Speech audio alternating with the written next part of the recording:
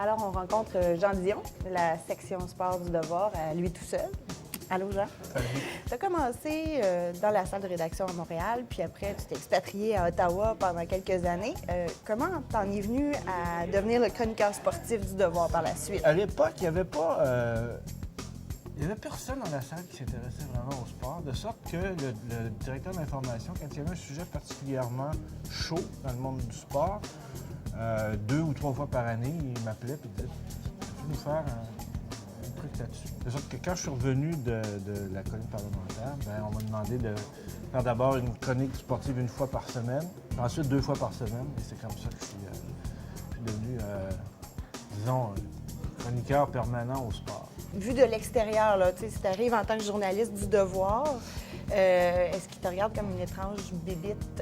Ben, il y a tout le temps le gag là, qui disent hey, si le Devoir s'est déplacé, ça doit être important. Okay.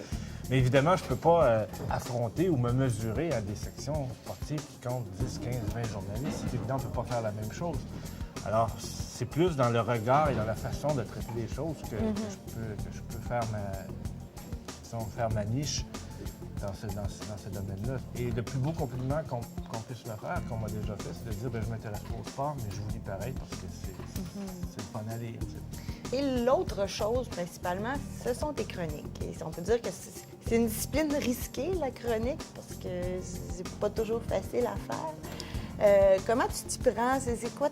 Est-ce que tu as une espèce de processus? Est-ce que Je fouille, je me promène un peu partout, j'ouvre grand les yeux, grand les oreilles, puis c'est comme ça que les sujets viennent. Des fois, je peux en avoir un 3-4 jours à l'avance de près, puis la chronique, quand j'arrive devant l'ordi, est pratiquement déjà tout écrite dans ma tête. Il y a d'autres fois, à 4 heures l'après-midi pour le lendemain, je ne sais pas encore sur quoi je vais écrire. Mais là, c'est un petit peu stressant. Mais... Oui. Est-ce que tu penses que la presse écrite a encore un avenir radieux? Le Devoir, en tout cas, a un avantage sur plusieurs autres, c'est qu'on a des lecteurs qui sont peut-être moins nombreux qu'ailleurs, mais qui sont très fidèles. Les gens qui lisent Le Devoir l'aiment beaucoup.